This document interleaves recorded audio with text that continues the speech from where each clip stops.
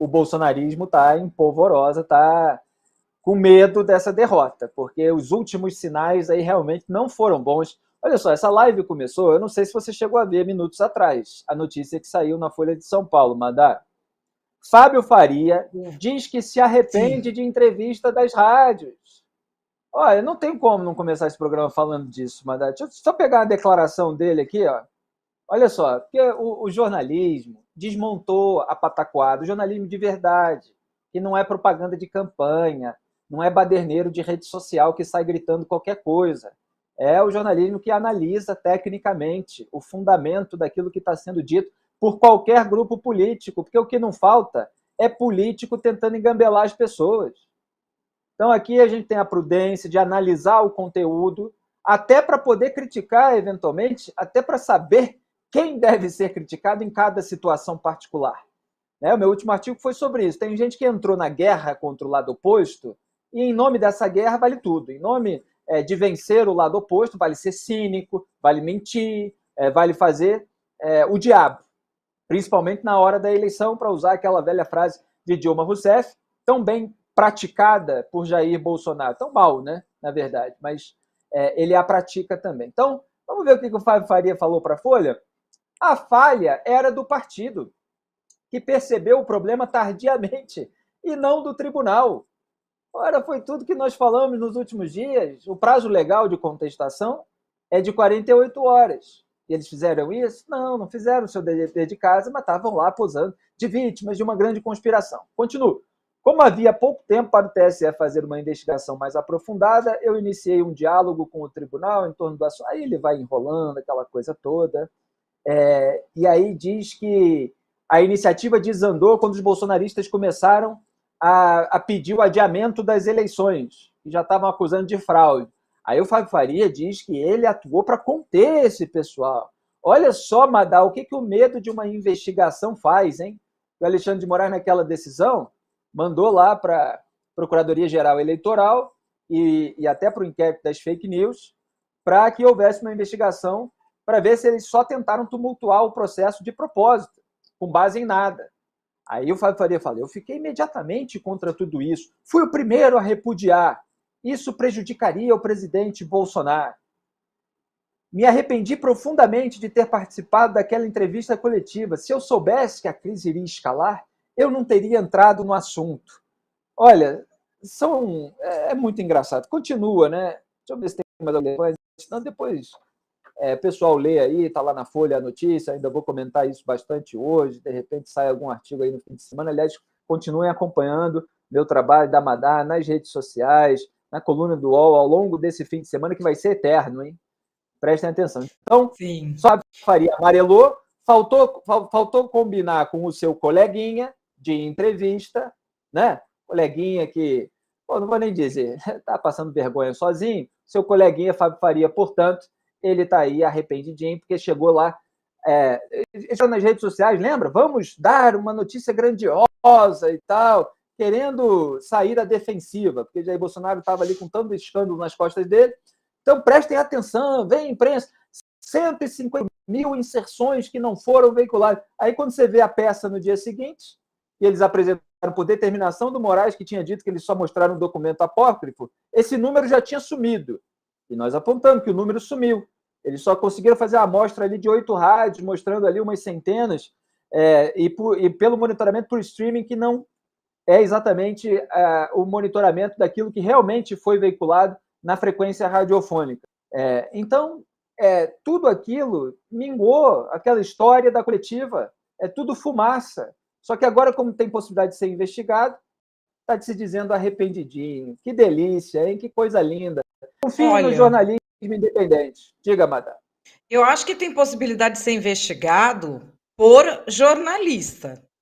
Porque depois do fim da Lava Jato, nós não vamos mais ver rico investigado. Só vamos ver rico investigado em que hipótese? Se ele tiver de mal com o poderoso que está no poder da vez. O Fábio Faria é filho de dono de veículo de comunicação. É genro do dono do SBT. O pai dele eu não conheço, mas o SBT é um veículo que tem tradição governista. Ele dá apoio a todos os presidentes da República que estão no poder. Ele não se opõe aos presidentes da República. Não é a tradição. E nós estamos numa eleição que está ali, você não sabe de que lado vai cair. Então ele quer ficar no colo dos dois ao mesmo tempo, né, Felipe? Ele quer falar que ele tá com o Bolsonaro, ele tá no governo do Bolsonaro, mas ele não quer também fechar essa porta com relação ao Lula e nem virar o cara que está sendo tratado como degradado pela judiciário, porque ele tem interesses no país, a família dele tem um patrimônio, tem um patrimônio de comunicação e tem interesse em preservar isso aqui no país. Então, assim, essa conversa dele tipo, faria pouco meu pirão primeiro, né? Ele foi lá já dar uma salvada, porque assim, o que quer que aconteça no próximo domingo, ele saiu bem na fita, porque ficou meio ambíguo, né, o negócio, ficou meio ambíguo. Então ele tá com os dois e não abre. E o Centrão não embarcou nessa pataquada bolsonarista. O Moraes está lá tentando reunir o Rodrigo Pacheco e o Arthur Lira, que devem ver a apuração juntinhos lá com ele, consolidar o resultado, e é isso, bola para frente depois do resultado. Quer dizer, se Bolsonaro perder, o pessoal não vai ficar... É isso que eles estão planejando, né? É claro que sempre pode ter bolsonarista aí para tentar mobilizar os reacionários e ficar com esse discurso político, mas a turma lá da cúpula, do judiciário, do legislativo, não está embarcando. Tem gente do Centrão que já apelidou essa operação Tabajara. Podem ter puxado a orelha ali do Fábio Faria. Vão, Bolsonaro, domingo, rei, como é que tem a velha adágio, né? Rei deposto, rei posto, mas é uma formulação diferente. Rei morto, rei Enfim, posto. Rei morto, pois é. Então, o Bolsonaro ele pode ver repentinamente... Pois é, mas eu não estou falando que ninguém morreu nem vai morrer. É uma questão aí política que se perde o poder a partir do momento que você não tem mais a perspectiva de mantê-lo no ano seguinte. É claro que ele fica aí nesses 2 meses, novembro e dezembro, ainda como presidente da República, mas parece, pelo monitoramento dos políticos, que o Bolsonaro está atrás. Então tem político, não estou dizendo qual vai ser o resultado, tá? É que tem político que já está cuidando do seu pirão primeiro, como disse Amadá. Então, o pessoal do Centrão já vai começar a articular ali do governo, como o Ministério pode ganhar, aí tenta se reaproximar do Lula, começa o beijamão daquele pessoal mais disposto a se curvar imediatamente, e começa a negociação daqueles que têm poder e vão negociar com o Lula o que pode rolar de escambo, em termos de moeda de troca de ambas as partes. Então, eu acho que o Fábio Faria, que tem tudo isso... Aliás, Madá, ele também está fazendo isso depois de ter passado uma vergonha de manhã com a notícia de que a rádio do pai dele estava listada. A rádio do pai dele, senhoras e senhores, estava listada nessa amostra, nesse documento aí, na verdade, não foi naquela amostra de 8, não, mas estava lá apontada nesse documento bolsonarista para a narrativa de que houve uma grande conspiração para favorecer o Lula. Então, assim, agora temos um papai com Madá. Quer dizer, ficou tudo muito humilhante, porque os 154 mil sumiram.